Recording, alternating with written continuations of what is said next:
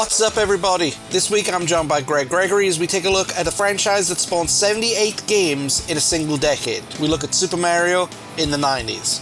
That and a whole lot more is to come on this week's episode of the 90s podcast. Welcome to the show.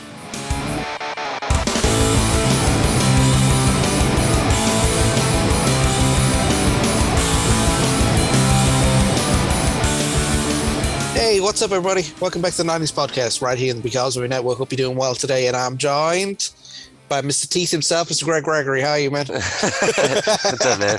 Hey, doing pretty good. Well, first of all, before we go ahead and get started, I want to apologize to everybody for the 2-week break that we had. For those who don't watch our Dad Streamer series, I explained it there. Me and the missus caught COVID. Yeah. So we were down and out for 2 weeks, and it kind of messed up the production schedule and everything. So I apologize for not having stuff in. Heard that's going around. Yeah, I mean, a couple of people I know have had it. Jeez, man, I'm telling you. So if you're listening to this, let me tell you the after effects of it. Get vaccinated. It's worth every single shot in the arm. It really, really is. You don't want to, you don't want to get caught with this stuff. And if you do get this stuff, you want it as mild as possible, which is what happened with me. Sarah wasn't as lucky. She's okay now, but she had it a little worse way than what I did. So, but that's where we've been. I've had the coronavirus. So, yay, nice. That's something to take off the bucket list. Anyway. Yeah, thank God for modern medicine, man. Jeez. Yeah, it could have been a lot worse. You couldn't tell by listening to some people. Well, that's a whole nother podcast right there. Huh? Yeah. Listen. If you're going to get your medical advice from a podcast, get it from this one. Get vaccinated. There you go. No agenda. My name is Bo Rogan. Exactly. You be doing all right, man? Oh. Yeah, not too bad. Just still doing a lot of audio. Holodecks are actually on a break right now, but we're kicking back in high gear in early February. Nice. I believe it's February 4th. Yes, February 4th of this year, we're celebrating our 9th anniversary as a band. Wow, that's a long time, man. It's for a band, they say putting a band together is easy, but keeping a band together is really hard. Yeah. There's definitely been some challenges and some things along the way, but overall, it doesn't really feel like it's been that long at the end of the day. I mean, when I worked for you, it was like nearly 4 years ago now, so it was, you guys like, man, it's great being together for 6 years. Mm-hmm. But now, it's 5 years. Now it's nearly 9. So, Right. Yeah, it was February 1st, 2014. No, 2013. Yeah, 2013. That was our debut. We played for just a few of our friends downtown at Mojo's, and we had a different singer at the time, but we got Ben now, and it's just like he's always been there because he's just the man. So he is the man. But yeah, man, we're gonna be at Bears on Fairfield, 21 and up, 10 at the door. We're gonna be throwing down the 90s goodness. So if you're in Shreveport, come on by. Nice. Yes. February 4th. So if you're in the area, go ahead and do it. But we're not here to talk about the holodecks as much as I would like. I've got to get the 4 of you down one day. But right on. We're here to talk about somebody else who can't believe is celebrating all the years in business. Holy cow. Certain mustachioed plumber. Yeah, man, his knees have to be shot by now. You know what? I've seen him do everything. Have you ever seen him actually plumb? No, I mean, now that you mention it, I mean, he's clearing pipes when he's going through them, so in a way that could be plumbing. Well, he's been around since 1980. In some form or fashion, yeah. He's an old dog. And he actually came through the Donkey Kong series. Yeah, well, I don't like the anti-hero, or where isn't he? He's like Donkey Kong was the villain. Right. Okay. No, but because they were calling him Jumpman at the time or something. That's what it was. Okay. There was something switched about it, and yeah, I can't imagine a scenario where Mario would be the villain. You're describing Wario. It's like Robin Williams being a bad guy in movies. Yeah, it seemed out of place. He could pull it off, but it's like, oh. Yeah. Oh yeah. He had the range, man. He could do it all. But yeah, that would be kind of Or having Carrie Elwes not play a weird stepdad. That's like what he always plays now. It's like, hey there, kiddo, let's go out back and throw the ball. He's always he got typecast into that. Well, But liar. oh, that's a great movie. Another great piece of '90s cinema right there. My But dad's a liar. He gets in front of the judge and talks. I like the one where he says like, maybe you send a fax to one of your girlfriends, and he just goes gives him that fist. It's so funny.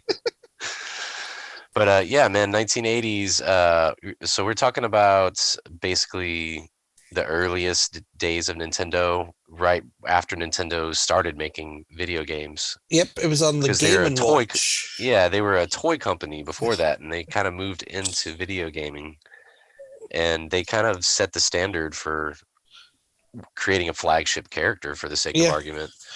I mean, he's the creme de la creme. Well, not just that. Nintendo now is the alternative gaming system when you think about it, right? Because Sony and Microsoft are trying to hoover up the same market, whereas Nintendo's off on the side doing its own thing. They always have, yeah. They don't get involved in the console wars anymore because they came second in the last console war.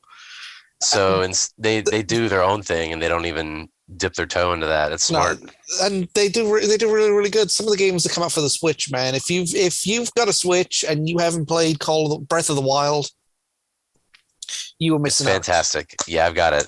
I've got a Switch Lite, and I haven't played a lot of it, but what I played so far, holy cow, man, it's beautiful. It's ahead of its time as well. It's a little heady, and I, as someone with like adult ADD, sometimes it's easy to get distracted because it's like, ooh, look, shiny, ooh, yeah. But yeah, if you can really sit down like in a quiet area and sit down and play it, oh, totally, it's amazing. Yeah, so, they've always done their own thing, and it's always, for the most part, worked very well for them. Except for the GameCube. You really think so? I mean, are we talking strictly just from sales? No, I mean, I think the quality of games on the GameCube they were trying to keep up with Sony and Microsoft and Sega, I guess you could say, because the GameCube came out around about that early period in time. Yeah, 2001, I think. 2, somewhere around there. I remember having it like right after I left home with one of my roommates had it. And my analysis of it was this. I thought it was a good system. I just felt it was kind of gimmicky. Yes. And I felt it wasn't much better than the N64. Yeah. I mean, it had some good titles, like Enter the Matrix was really good. Double Dash was really good. Once again, another Mario title. Because this and, you know, Mario, once again, just one of those, he's everywhere. Mario and Nintendo are basically symbiotic.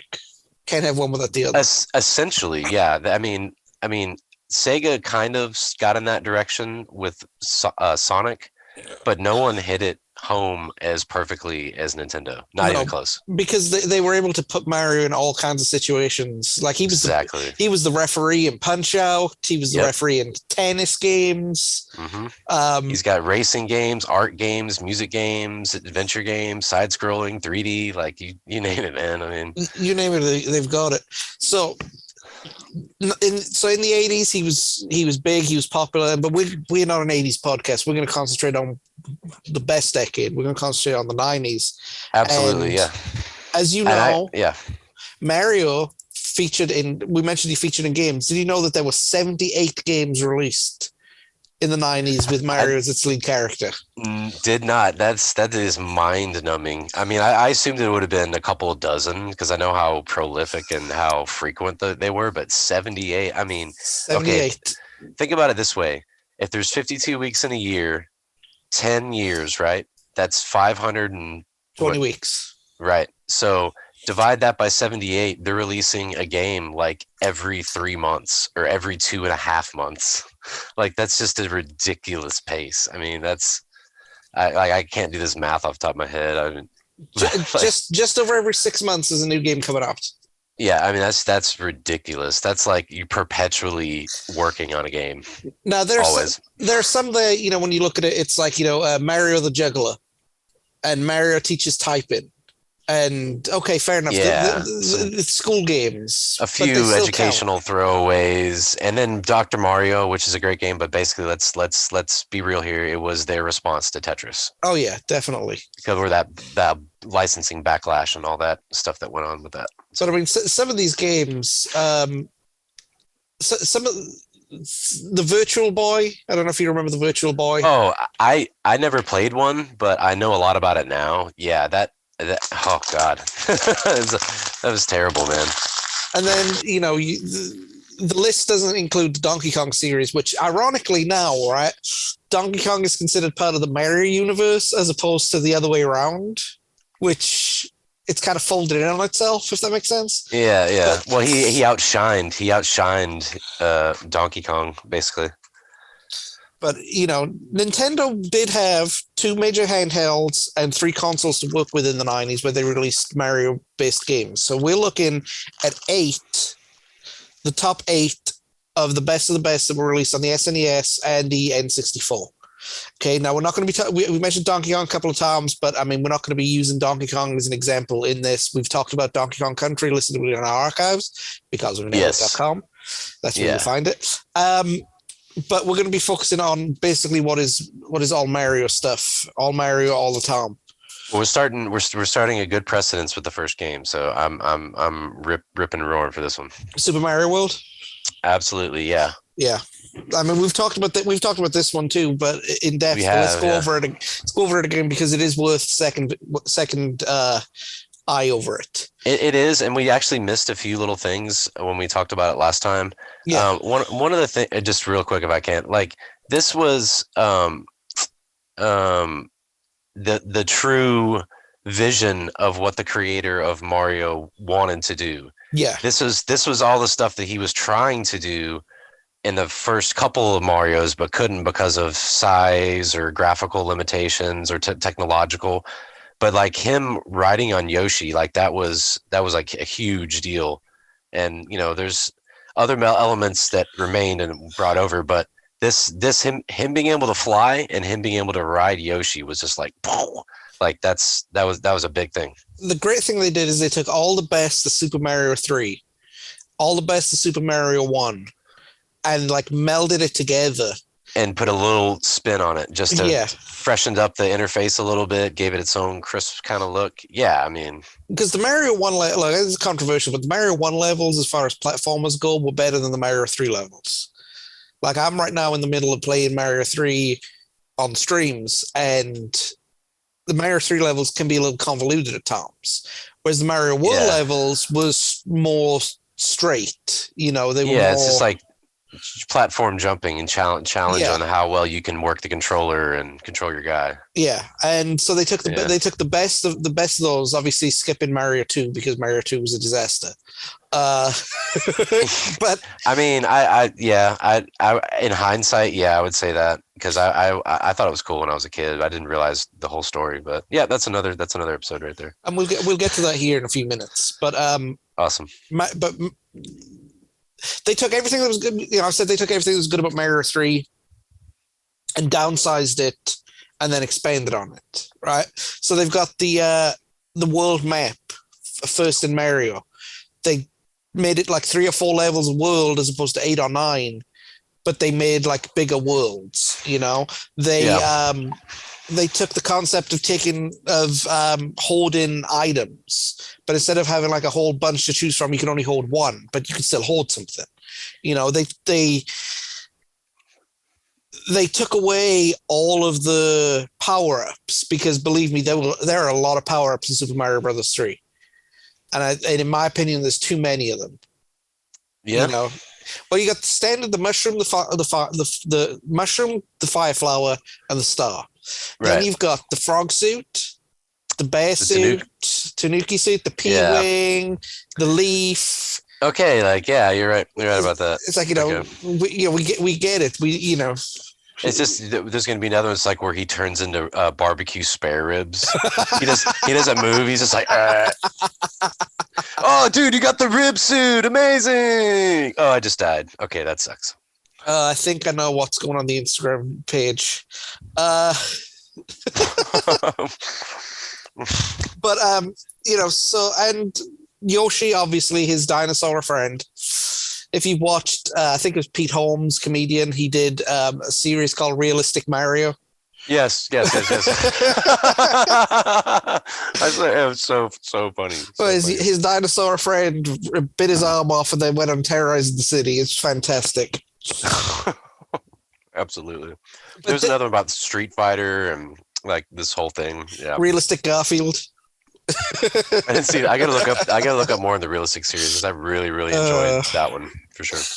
But this one introduced things that came to be used in future Mario games, right? Like you got the Dragon Coins, which basically, if for those who don't know, is 5 unique coins that you pick up that you get an extra man for, right? Now, in future Mario games, that would be they'd use a variant on that, to get it working. They introduced the ghost houses, the multiple exits, and a legit bonus world, and then the Yoshis came in 4 different colors because, one colored Yoshi just doesn't slap anymore. You gotta have more. And they all do something different, right? Yeah, green Yoshi. It's the same with the shells too, right? Because they gobble shell and then they spit it out, right? Right. They gobble shell and they hold on to it. And when they hold on to it, it does special effects too. So the green Yoshis and the green shells would just be normal, right? Just boring, run of the mill. Just eat stuff. Yeah, red Yoshis would shoot fire. Blue Yoshis would fly.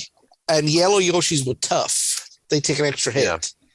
Yeah. Well, see, that's cool. It seems like what they did was they took some of those extra, like the frog suit, the Tanuki suit, and all that extra stuff, and turned it into these, use that type of basically made developed Yoshi a little bit. Because, like I said, this was Yoshi's debut, and I'm blanking on the developer that did this game, who's done them all, because his name is in Japanese and really hard to remember. Miyamoto. Miyamoto? Yeah. Miyamoto? Yeah, sorry if I probably butchered that. But anyway, Yoshi was something that he'd been wanted for a long time. So it makes sense that he would highlight him like that and like give him a little bit more to work with. So that's pretty cool. The best part about Yoshi is the music change. Whenever you jump on him, you kind of get like a little extra drum beat, little extra rhythm to it. Really? Music, yeah. Ding ding ding ding ding ding ding ding ding ding ding. Just a little flavor to it.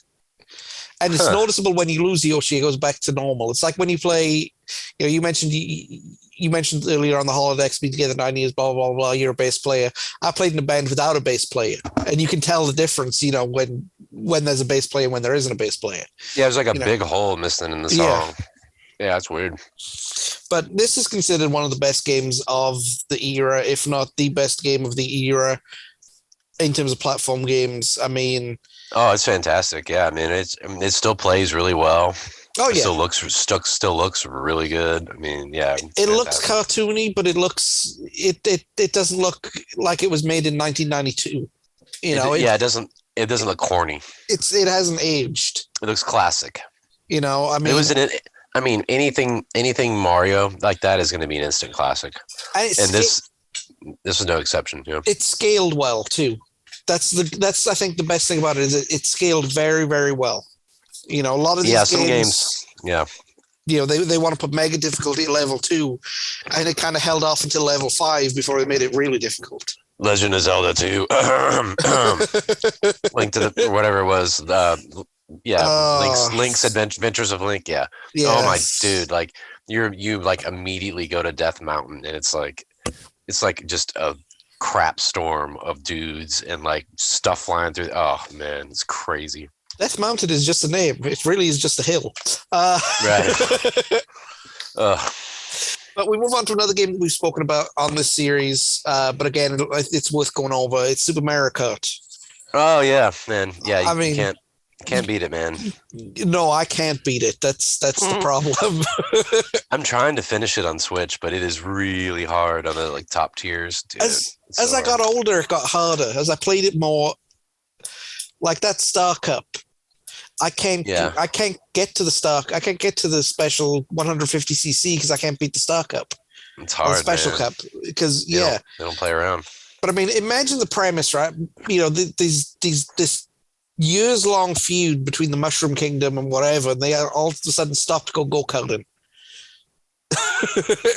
Just put their differences aside and go out and enjoy some racing. Yeah, for an afternoon of the putt, you know. there you go. But no, man, were you ever able to play 150cc on this? Yeah. I've never been able to play 150cc by myself. I always had to have somebody else complete the super level 100cc for me. Could never do it. I played this game so much as a kid, so maybe it was just that. Like my buddy Brian had this. I never had I never had any of but the original Nintendo. I never had anything after that. So anytime I wanted to play something like that, I had to go to somebody's house that had an N64 or Super Nintendo, whatever. But yeah, my buddy Brian had one of this game, and I used to go over there.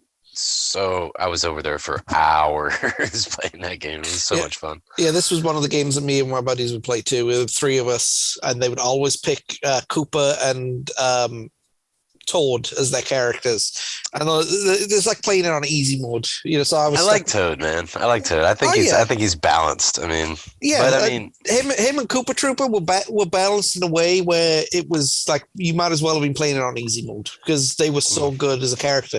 Try playing that with Yoshi, the slowest character in the game. Yeah, it seems like he's a little sloppier too. Yeah, but no, it was a good game. I mean, you know, the way it was set up was very unique in the fact that you pick a character and all of a sudden the rankings are already set. You know, so like if you pick Mario, you'd always be fighting Bowser for the second place spot. Because they have like rivals set up. Yeah. You're like predetermined. Yeah. That's kind of cool because it makes each encounter with each character different. I like the way that the economy is set up in it too, where the closer you get to first, the crappier your power-ups get. Yeah. I love that. I mean, it's so fair, and I think it keeps everything more balanced. Yeah. I think Nintendo is always really good about that. They're always Nintendo's for everybody. They're in their in-house games because like they had third-party and stuff, other stuff that other people made, but like the stuff that they produced, they were always really, really good about that, which I really appreciate. Well, you can't get a red shell in this game unless you're lower than third. Yeah. So, but when you first, you always get like banana peels and green shells. Yes. Yeah. Oh, dude, I was deadly with a green shell. Oh, you have to be, man, if you stay in front enough. Yeah. It's your only point of survival. Like if people are trying to punk you or sneak up on you or something, you just got to, yeah, man, you turn into a sharpshooter and just wait for it, and just bang. Yeah, you just got to kind of do, I turn into like Lieutenant Commander Data. I'm like, judging distance, judging speed, and engage. It will get there. It will get there in 5 seconds, 3 milliseconds. So. Right. Now it's nothing more satisfying either when you go through when you're going around a corner and just whack, and they go and you go around the corner and beat them. Oh man, I jump out of my chair every time. There is nothing more satisfying than hitting somebody with a green shell in Super Mario Kart. Red shell's too easy, and when we get to the other weapon here in a few minutes, you know, that's not satisfying. That's desperation, I think. Right. But it's like sinking a 3-pointer. Yeah, you smack somebody with the green shell though. It's like, ooh. Precision. It stings a little bit more because, you know, they had to like put a little bit of extra stank on it. Like they had to, because the red is just like, go do your thing. Go. Yes. But the green's like, okay, he turned right now. And sometimes you totally miss, or you like, it hits a wall and ricochets and it hits you.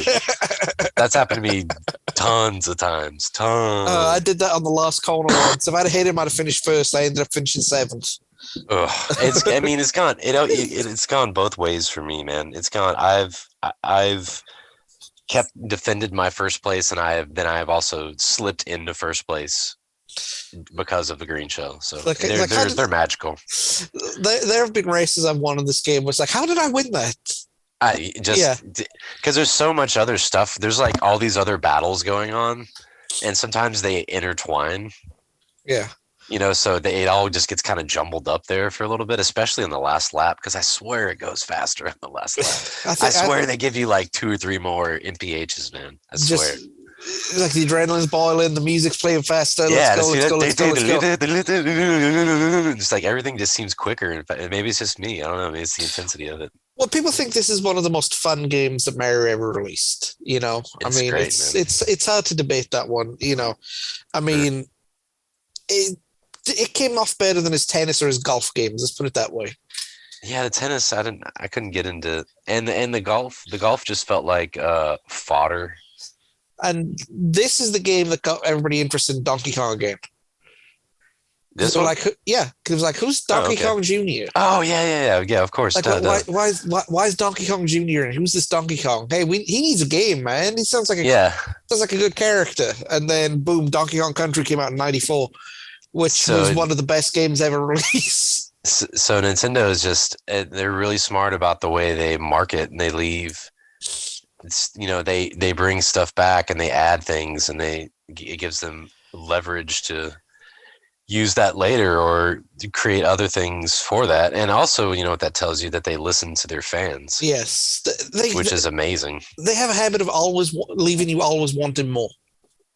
And hell yeah, they've done it in a way where you get enough, but like it's almost like they're drug dealing. You get your fix, and then all of a sudden you want more, and we'll give you more at a later date. Yeah, Bethesda needs to learn a thing or two from them. 2025 for ES6. I mean, come on, man. Oh, hey, they've got Starfield coming out. I'm looking forward to Starfield. I really am. Yeah, I will check that. I'm definitely going to check that out. If you've not played it yet, play the Outer Worlds. I need to get to that one too. I've got a backlog of games right now, man. I know. It's so busy, man. I need to get back on it. Outer Worlds is the spiritual successor of Fallout with New Vegas. So if you played New Vegas, the humor, the seriousness, and everything like that, it's really, really good. I have not played any of the Fallouts yet. I've been saving them. I've honestly right now I've ditched Skyrim. I've been in Fallout 4 hell for the last couple of months, and it's really, really good. I'm gonna play it one day if you can ignore the glitches. Glitches? No way. No, I know. The Bethesda game? No, I know. Cats and dogs living together. Chaos. Chaos, I tell you. Like tonight I was playing it, and I walked into an area and it crashed because there was like 3 enemies and a dog. Too much power coming into that poor little Xbox of mine. Oh, on the Xbox too? Really? Jeez. Yeah, I know. Wow, that's rare. Consoles don't seem to crash near as much as PCs will. No, I know. But I don't know. Thing is, I can't even on trusty Batman. I can't even play Fallout 4 on Batman. So that's okay. Lame. That's okay. He's going to the recycling home in the sky this winter. He's being replaced. Hey, 6 years for a computer. 6 years for a gaming awesome. Computer. That's unheard of. He's been honorably discharged. Oh, that's good, man. Ain't no shame in that. 6 years is a good run for a piece of tech like that. But what's great about this piece of tech is I can play Super Mario All Stars on it. Heck yeah! And I have been playing Super Mario All Stars on it. Check out our streaming series doing Super Mario Brothers. I have not seen that yet. Doing Super Mario Brothers 3. Wink, wink, nudge, nudge, plug, plug. But after the success of Super Mario World, they, instead of doing something new, they remastered the original 3 Mario games. That's the only way I can describe it. They were remastered. I mean, yeah, they do that now. A popular game, they remaster it for a new console, but this was kind of unheard of back in the day. Yeah, just putting it all out there in one thing like that. Now, but you've heard the story of Super Mario Brothers 2. Yes. Okay. Version here and there. The official version, according to Nintendo, is that okay, they released 4 games in this edition: Super Mario Brothers 1, 2, 3, and a special bonus game called The Lost Levels. Right? Yeah. The Lost Levels was Super Mario Brothers 2 in Japan. Yes. But it got basically reskinned from another game for America No, because yeah, they thought it was just too samey. too samey and too difficult. Oh, yeah, my son has that on this Game and Watch. Yeah. Holy cow, man! Like, there's bad mushrooms. Yep. Like, there's It's all evil stuff. it's a hard game. I It mean, is, man. it just like the furthest I've gotten on a single run is World 5, and that was on a stream I did a couple of months ago. It just Man. it, I can understand why they held it off for saying it was too hard, but the excuse of well it's the same. Well, of course it's the same. It's Super Mario Brothers. Well, people would have in America would have eaten it up. Oh yeah, That's what I was hoping for. Honestly, was just like another Mario Brothers with just more levels or like different yeah, effects or graphics or something. But and that's what would have happened. But instead, they reskinned this Japanese game called Doki Doki Panic yeah, and released it as Oh, Super Mario Brothers 2, which was re-released in Japan as Super Mario USA. And wow, it sold thousands of copies because apparently Japan is fascinated with Western culture. that's like the Operation Condor dilemma with Jackie Chan. Like he did a movie that got released in America and it was called one thing, and then it got called another thing, and then Japan jumped to the sequel to the first movie before America did. So then America couldn't had it got all messed up, and they're like, screw it, we're just gonna call it Armor of God, and it was this whole mess. Yeah. So they got themselves in a weird little situation there, but they haven't really done anything like that since then. No, I think that's for the best. I mean, look, I liked Super Mario Brothers 2, and it definitely does stick out like a sore thumb compared to the rest of the games. It It's does. just it's just weird, but It is. at the same time, though, it's got its charm. It does, and I think the fact that it's the Mario characters gives it a little bit of credence as well because Doki Doki Panic by itself looks kind of generic and boring. Yeah, but you slap something Mario coat of paint on it, and bada bing, bada Yeah. boom, we have a new Archmage on our hands. This job is all perks. All perks, but the gameplay is exactly the same as it was on the Essentially, original. As it was on the original. I mean, it's there's got a few couple of yeah, you can throw stuff and pick stuff up, and then there's the whole like alternate dimension thing with the yeah. test tube bottles, and Doki Doki Panic, it's actually a lamp. Interestingly enough, Probably trying to get the genie from the lamp. probably maybe they thought there would be some kind of cultural disconnect on that, or they were not trying to offend anyone. I don't know, but yeah, it's definitely it's like a chemistry bottle, like one of those flasks you would use in chem class. Well, see, that's the thing. I mentioned it earlier, right? This is probably the first series of remasters that I ever saw. Right, Yeah, I'd never heard of an idea of remasters. Like for all right, Sega, right? When they released Sonic the Hedgehog, they released two different versions of it, one for the Master System, one for the Genesis, and they were different games to each other. The same plot, but they were different games. Whereas this was a complete redo of four games that had been released in the 80s. yeah, I mean, it did bring people my age back into it because Mario was a good game and all that, but if you yeah, didn't, but people my age didn't have the NES and the SNES, yeah. and so we got hooked on Mario through Mario All Stars, not through traditional Mario. But still, I mean, it's essentially the same thing. I mean, at the end of the day, I mean, And it did also bring the idea of like, wow, what other games is hiding out in Japan? oh yeah, yeah, You know, yeah. There's good games everywhere, and a lot of times we'll miss them because of marketing or copyright, trademark, or licensing issues.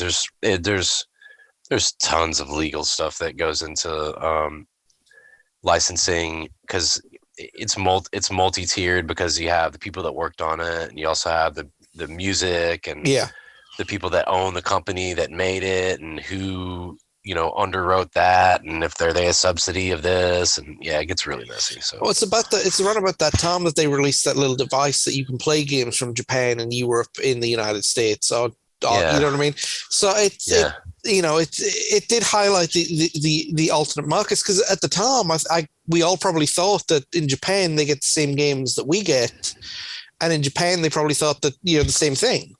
I thought they got the games early. I would assume they Yeah, would because Nintendo was started in Japan. I mean, essentially. So I mean, I assumed that they would get them first. yeah, but the idea of them getting completely and utterly different games altogether was like foreign to everybody. Yeah, and sometimes it'll be the exact same game, but there'll just be like one tiny little different thing about it.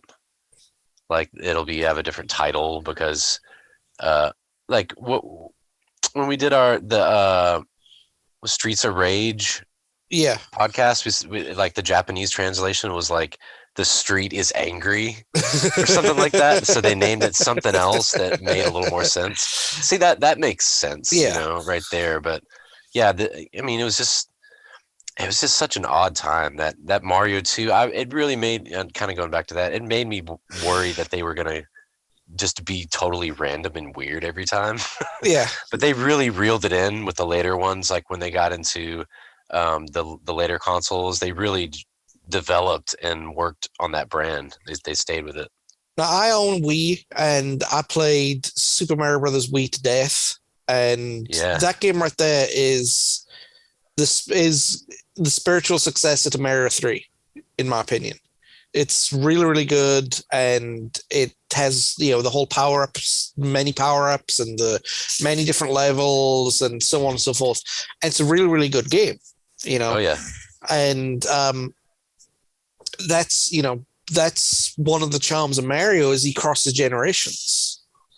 Yeah, then that's also the brilliance of Nintendo to have something remain relevant over several generations, and to be able to continue that legacy even as the people who originally created this are now no longer with the company or no longer living. They've Yeah. still been able to carry it on. It's really, they're impressive as a whole, as a company. I mean, not trying to be a huge bootlicker here, but yeah, I mean, they really know, they really kind of like set the standard for how a lot of video game companies operate. You see compilations like Sega does it now. They've compiled games too.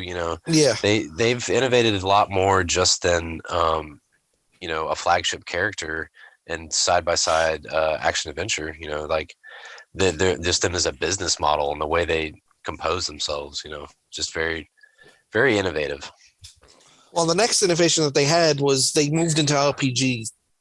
Yeah. So they did Super Mario RPG: The Legend of the Seven Stars. Now, this was a game that I honestly haven't played. I've seen some of it. I have not played very much of it, but it on paper it sounds intriguing. It does. I mean, if you like turn-based RPGs, this is a kind of a Mario turn-based RPG for you, right? Gotcha. So if you like Final Fantasy or Kingdom Hearts or whatever, this is this is the Mario version of it for you. So right? there's that one that's on SNES. I'm trying to remember what it's called. NES, and it's this really good RPG game, and the name is escaping me, but with the footage that I saw, it reminded me a lot of that. What is it? I can't think what it is, but anyway. But no, this game right here is hang on one second. But no, this game right here is basically trying to save Peach from another kidnapping.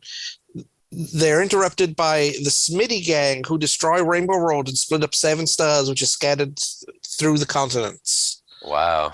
Okay, that's a pretty big plot base right there. Can I ask you a question? Who's training the Secret Service of the Mushroom Kingdom? They need to be fired straight away. Yeah, right. Yeah. Well, have you seen that comic where like Peach is in bed with Bowser, like smoking a cigarette? Like he fell for the whole kidnapping thing in? Yep. Sometimes I feel like it's either that or like the most terrible security of all time. Ness was in a game series called Mother or Earthbound. Earthbound. That's what. Yeah, my son had. I've got the mini SNES, and we've played a little bit on there. That game is crazy. It's so crazy. The only reason I know who Ness is because of a game we Isn't talked he in? about. Yeah. Okay. Smash Brothers. Smash Brothers. Yeah. Which That's is which we are gonna get. We are gonna get to Smash Brothers. Don't worry. But Sweet. but yeah, this right here. I mean, this was developed by Square Enix. So, it's going to be compared to Final Fantasy. It's going to be compared to, any of the games that they made because they basically did what Mario 2 did and take a game, take a concept and slap Mario on it.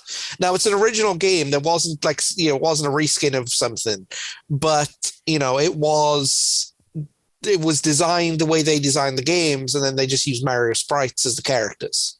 Well, to be fair, that's what they did with Mario Kart, but True. But nonetheless, that turned out really well. That was a beautiful and unintentional addition at first, but yeah, man, that really paid off for them. Well, see, this is the thing. This Legend of the Seven Stars is considered one of the 30 best games ever made, not by Nintendo, like ever. Ever. Okay. Wow. So it says a dang good game, but they only made one of them before they translated everything over to the Paper Mario series. Yeah. I mean, Paper Mario 1,000 Year Door, which is the second Paper Mario game, took things from this, like, the idea of traveling the world, turn-based combat, Peaches kidnapped but not kidnapped. Yeah, just perpetually kidnapped. It's almost not even worth his time to go after her because she's going to get re-kidnapped immediately, And this has growth in the Mario character. So, like, when you see all these Mario games talk about what a great hero he is, it's because of this type of game right here. It expands on the character and why he's such a great hero and why he does this, that, and the other. So it's a good game. It's a good game. It's one that I'm looking to find a copy of so I can learn how to play it so that I can do a series on it. Yeah. Hopefully not as long as the Pokemon series. Thank God that's over. Yeah, man, I bet. So we changed systems from the SNES to the N64. Yeah. And obviously, with a new Nintendo comes a brand new Mario game. Of course, because it's the flagship, and you gotta have a new Mario for every console. Now, this Mario was different to all the other Marios that we've done. For Statics 3D setting, obviously, because 64 had the technology to do that. Yeah, totally. And it's not a platform game anymore. It's like half RPG, half adventure. It's not strategic. It's not a platform game anymore. There's a lot of mini games in there that the levels are mini games. So they've kind of replicated that nowadays with Super Mario Galaxy, with Super Mario Sunshine on the GameCube, which was a good game. They're good about maximizing their new chipsets and their new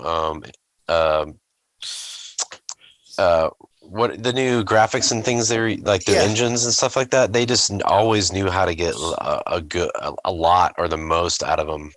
Well, see, I think Nintendo would build the engine, would build the way Nintendo does things by the looks of things is they build the console first, then they update the engines, then they build the games. Whereas third-party developers are developing engines for games that consoles and systems that can't run them yet. We joked about Skyrim being 2025, but part of that reason is because the technology is the classic line. The technology is not available for what we want to do. Then scale it back and wait for the technology to become available to do something else. Sure, sure. Or re-release the super legendary edition of Part 5 again. I don't know. But people are saying they need to re-release Oblivion. I would love to see a remaster of Oblivion or any of the original ones, really, but especially Oblivion, because to me that's probably the best game in the series. That's the standard. Everybody says it's either Oblivion or Morrowind. They're both great, but yeah, just if 5 just looks so good, and Oh that's the yeah, one thing that kind of pulls me away from the other ones in a way. because it doesn't look as good. But Yeah, the graphics for Super Mario 64 at the time were some of the best on the market, groundbreaking. including the Sony PlayStation. Yeah, but and also because you had a bunch of 64-bit consoles popping up. Yeah. There were other competitors, and they sucked.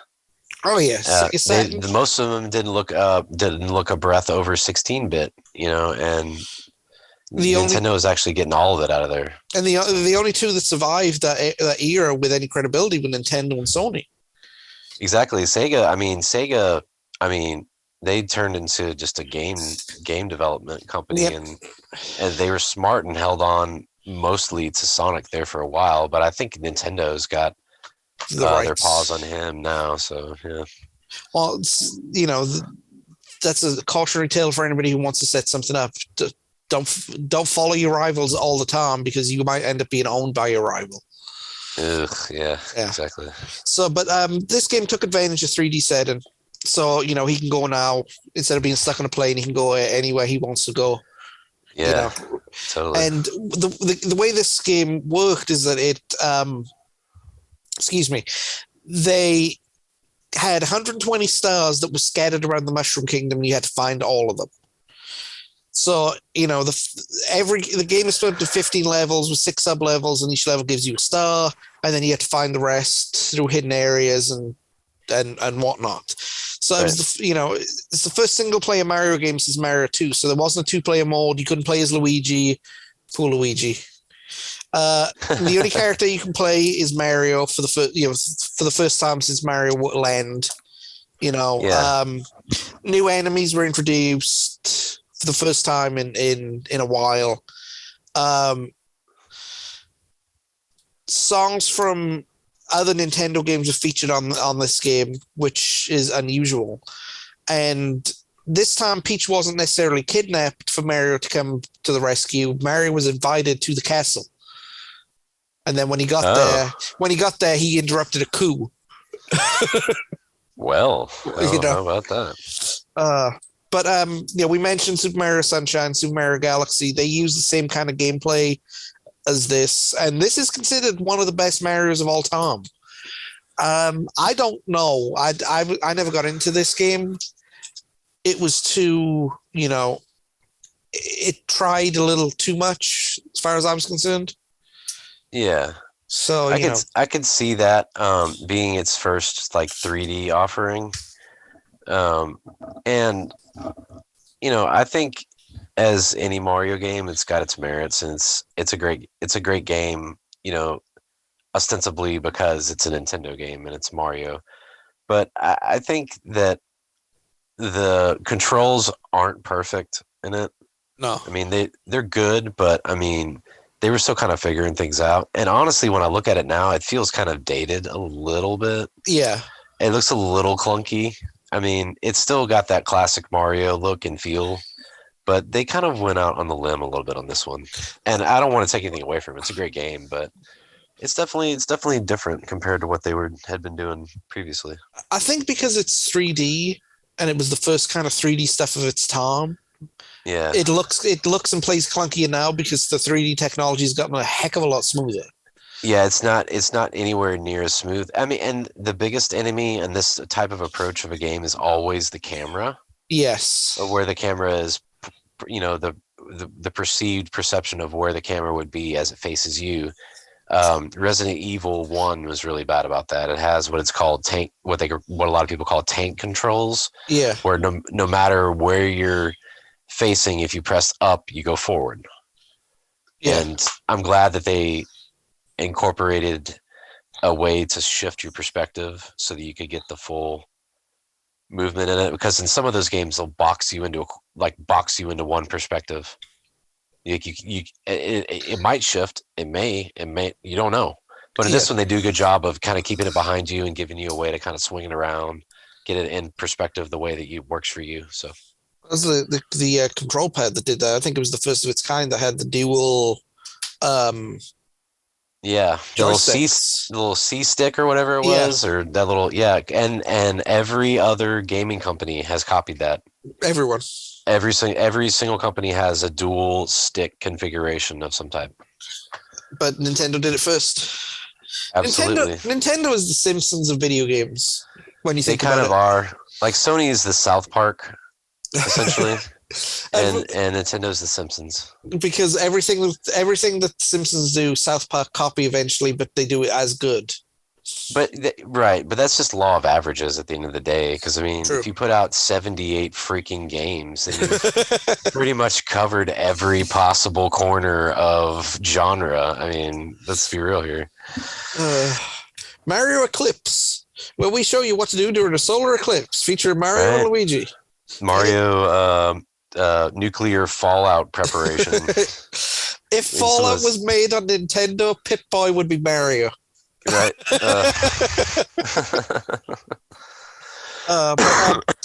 We go back to a game that we've spoken about. Actually, we haven't spoken about this version of the game.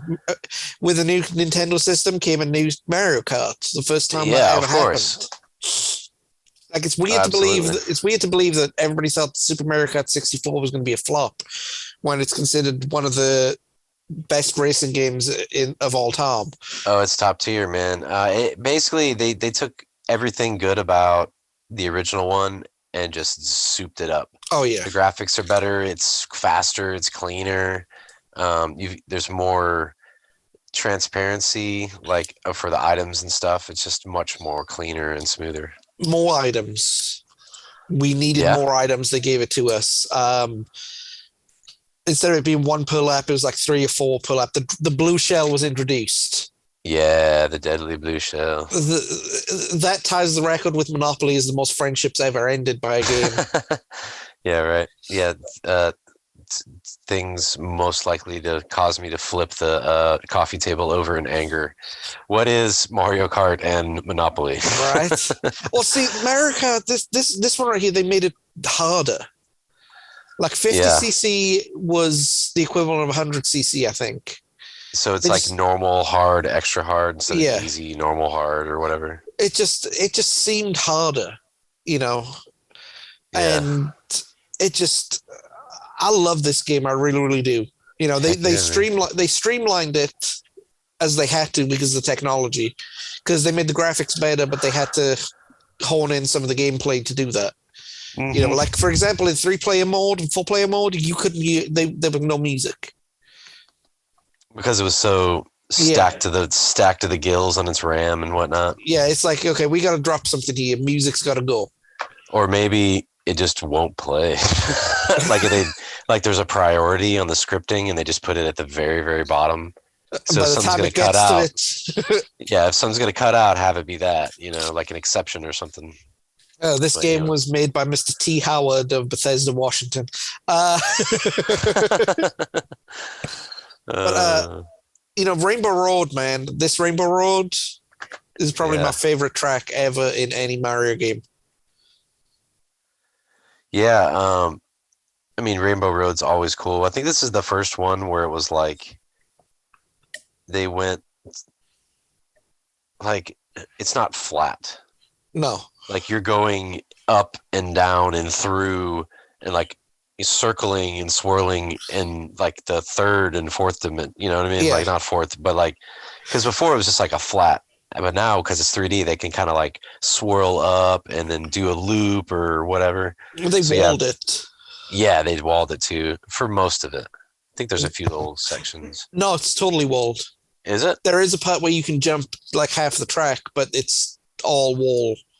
And I think Oh it wow. needed that because like it's a 2 mile long track. Yeah. So if you were in the lead and then you fall off and then you keep falling off, 2 miles worth of that, no. No, that's gonna drive people crazy. Right. I mean, it's the longest track in video game history at two Wow. miles. 2 miles is Legitimate 2 miles. I'm looking at it now. Yeah, it looks like it's really freaking long, so it doesn't surprise me.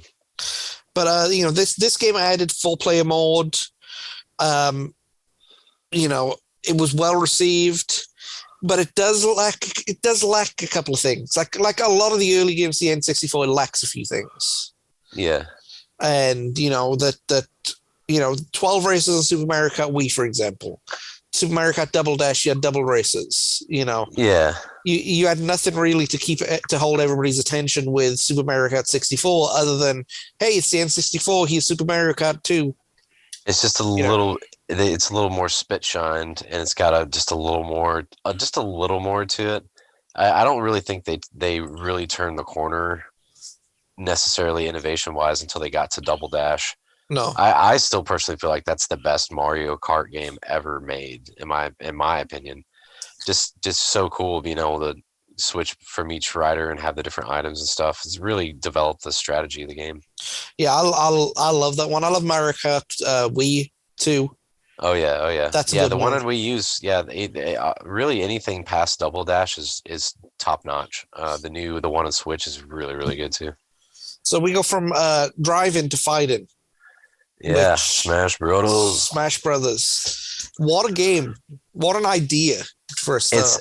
It's surprising to me that Nintendo would do something like that because they're so typically family oriented. Yeah, but they went for it too. That's the thing. They went for it in the sense that they didn't. If this is going to be a fighting game, it's going to be a fighting game. Yeah, don't dance around it. Mario is going to hit people, and he's going to hit hard, and he's going to have people like Captain Falcon to come in, flying off the screen. Right? I mean, it's.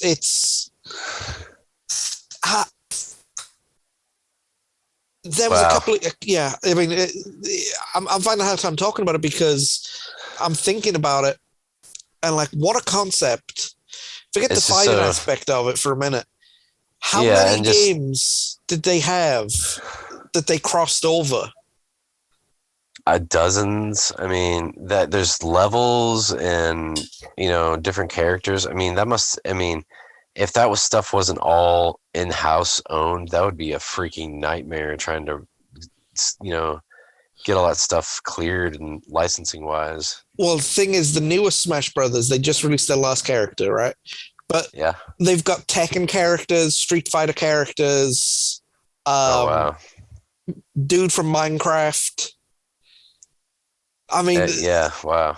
Just these franchises that Nintendo either haven't used for years or never used, I want to see Leon from Resident Evil.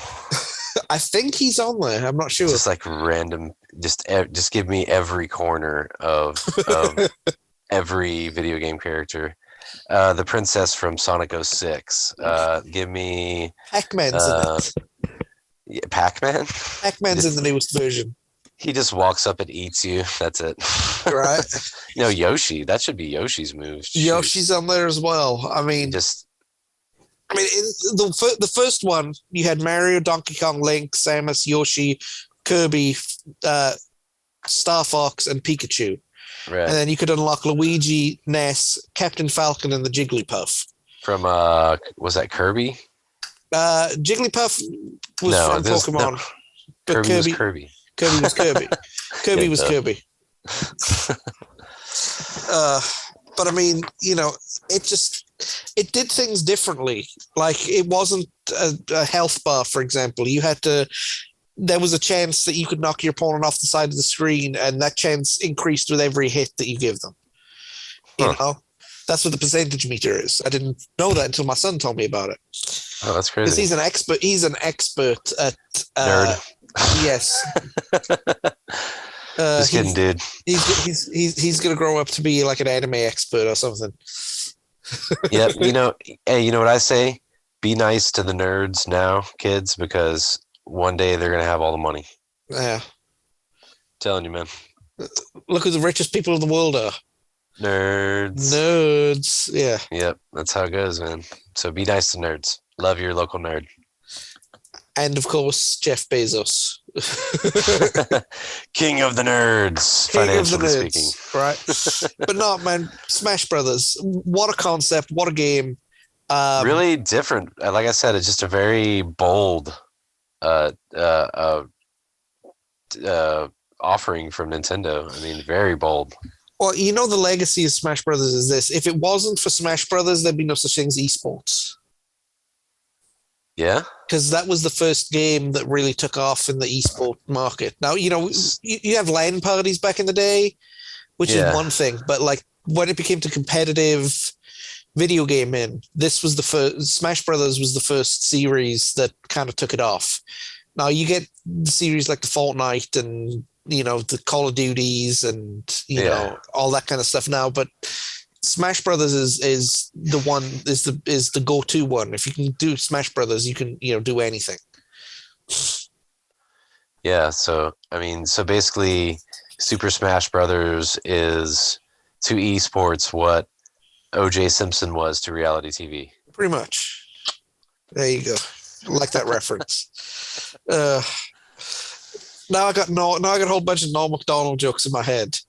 Yeah, Madonna. Huh? I Uh, just imagine Colonel Sanders now when I hear that little cadence of his. OJ said that now that the trial is over, he can go back to do what he does best: killing people. Exactly. Allegedly. Allegedly. You know he lives apparently in Shreveport now. I've heard something about that. I heard he has property here or something. Somebody saw him at this bar that he used to work at like 15 years ago, supposedly, but I don't know. Well, but that's not uncommon. Celebrities pop up there all the time. So true, but he also has a Twitter page, OJ Simpson on Twitter. After he got out of prison for memorabilia theft. Yeah, I was about to say. I mean, yeah, he's killing it now, I guess. Pun intended. Pun intended. And that's our walk down Mario Lane. See what I did there? If you want to hear more about the other 70 games that were released by Nintendo, just go to Google, type in Mario Wiki, and you can look at them yourself, because there is no way in heck I'm talking about the Panasonic version of Mario Sunset. Yeah, this is there was actually a couple of really bad ones too. If you look up look up any of the Nintendo stuff that was not licensed by Nintendo, or wasn't released on the Nintendo console. There was a couple of Mario games that came out on I can't remember what it was. I'm getting my YouTube videos crossed possibly here, but yeah, check if you're interested. Look at the weird ones, like the educational ones, and then Mario's like the Luigi missing one. Yeah, that one's totally terrible, actually. But yeah, it's some interesting ones. So definitely a lot to look there. So. All right, so that is it for Super Mario Brothers. Greg, it's been awesome to have you on, man. Appreciate it. Open invitation. Blah blah blah. And we will be back here in just a moment. Greg will be back here in a couple of weeks. And I'll be right back. Take it easy, everybody. All right, peace.